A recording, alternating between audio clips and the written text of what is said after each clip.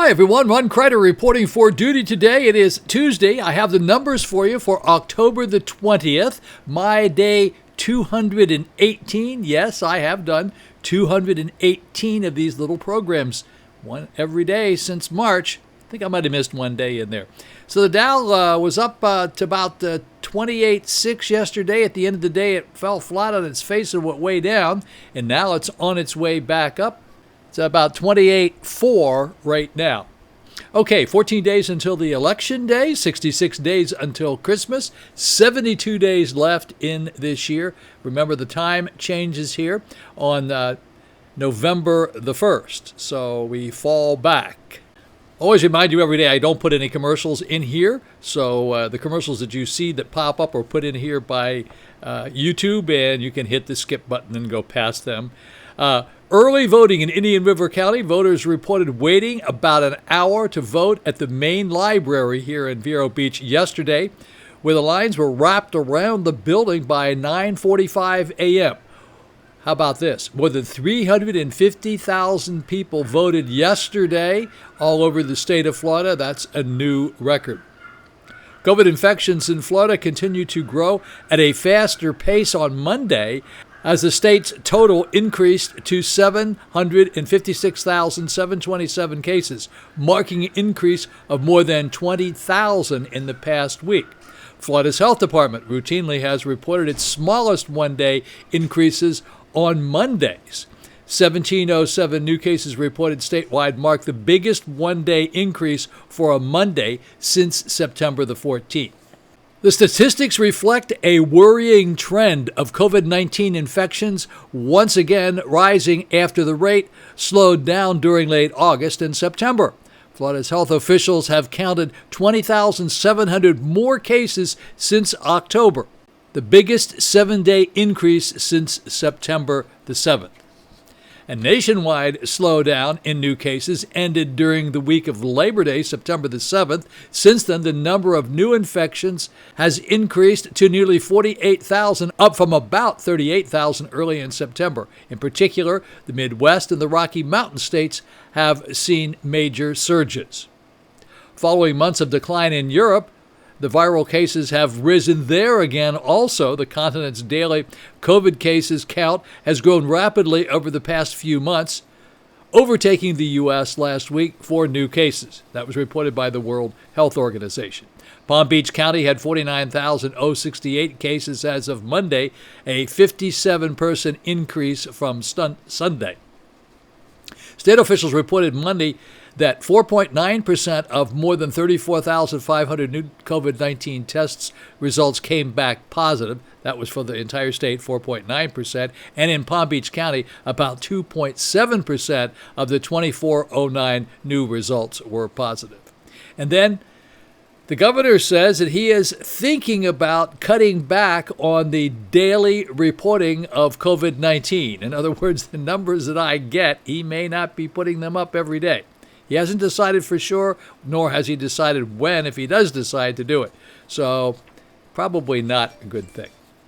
So when I'm recording this now at 10:27 this morning, I don't actually have the numbers that I can give you to put up on the screen. However, at the very beginning of the video, you'll notice the numbers are already there. That means that after I finished the video, I came back and put the numbers in. So I want you to be able to see that like immediately.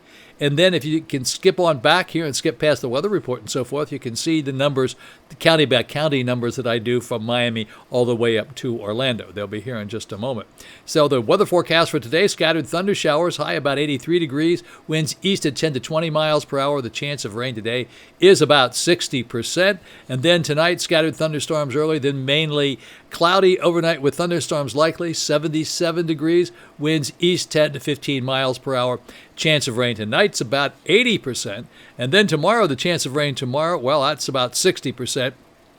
Thunderstorms likely in the morning, then a chance of scattered thunderstorms in the afternoon, high 82, winds east-southeast 10 to 20 miles per hour. And as I said, chance of rain tomorrow is about 60%. So there you go. That's the weather forecast for the Treasure Coast. That's occasionally people say, what is the Treasure Coast anyway? Well, if you don't live here, you obviously would not know that. The Treasure Coast is where they found a lot of treasure since the 1700s out off the coast.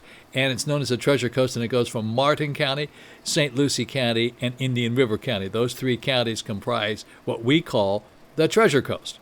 That's a good thing. Alrighty, folks. So let's do this. Let's jump right into the numbers. Here the numbers come. You'll take a look at the county numbers, the county by county numbers, and then I'll be back here right after that. I got a couple of more things just to let you know about what's going on here. So here come the numbers. Alrighty, folks, Ron Crider here in the number department now. Let's take a look at the new deaths reported in the past 24 hours for the entire state of Florida. 85 new deaths reported today. Yesterday, they reported 55. That's 30 more today than yesterday. As far as positives go, 3662 was reported today. Yesterday, 1707, a change of 1955. Not good. Not good at all. What's even not so good also over here is this 6.11. That's the number of people who were tested versus the number of tests that were made for the entire state of Florida in the past 24 hours. 6.11, that number is always supposed to be under 5 regarding being open, and that sort of thing. So we've clearly slid out of that as well. All right, let's take a look at Dade, Broward County. Dade County first, 14 new deaths reported in the past 24 hours, 560 new positives. That Dade County is Miami, Broward County is Fort Lauderdale, 2 new deaths to report, 260 new positives. In Palm Beach County, that would be 13 new deaths and 230 new positives. Alrighty, here in Orange County, this is Orlando. No new deaths to report. That's very good. 322 new positives. In Brevard County, 3 new deaths to report, 94 new positives. Brevard is Melbourne. And in St. Lucie County, that's Fort Pierce, 2 new deaths to report, 47 new positives. Martin County, no new deaths to report, 8 new positives. And in Indian River County, 1 new death to report here in Indian River County. 18 new positives, 2 of which are in zip code 32960. We here on the Barrier Island are in zip code 32963. Once again, red on the screen over here with the 7-day moving averages. Yesterday we were at 84.71. Today we are at 90. Absolutely. Now, we do have some big numbers over here. We have a 95, a 139, a 123 as these start dropping off. But look at this. We got 85 today. So this number is going to stay up for a while. It's not going to be good. 7-day moving averages means that approximately 90 people per day have passed away for the entire state of Florida. Per day, 90 people each day. Alrighty, let's take a look at the moving averages on my chart. Okay, I've cleaned up the chart a little bit today. Looks a little bit better than it did yesterday. Yesterday was really a terrible mess. I'm sorry about that. Florida deaths, 7-day moving averages. This is as of today. So we were up here on the 7th at 111.86. And then we popped down here on the 19th yesterday to 84.71. Now 90 is taking us back up again. It's not necessarily a pretty picture, but you want to count your blessings. Say, okay, well, it sure is a lot better than it was on 8/18 when we were at 169.86. We also had a really bad spike here on 9/15 at 122.57. So we're gradually headed in the right direction, but these little spikes are killing us. I mean, I don't mean that facetiously. That's terrible. Those little spikes are not good at all. Don't like those at all. Okay, folks, let's take a look at what we refer to as the U.S. chart, and these are the number of deaths that have taken place in the past 48 hours for the entire United States. Once again, Florida was in first place, and we are actually going in the wrong direction, as you can see. We had 55, and today we have 85. Virginia was in second place. Virginia sneaked up there. They weren't there before. They had 24. They were in second place. Indiana had 23, and then California 22. So some of these other states are beginning to have a bunch of little breakouts. This is not good. We're not happy with this at all. Illinois, 22 in 5th place. New York, 20 in 6th place. Georgia, our neighbor up there, 19 in 7th place. Texas, 17 in 8th place. And we'll go down here for our Michiganders in 10th place with 16. We'll go to Massachusetts, 16 in 11th place.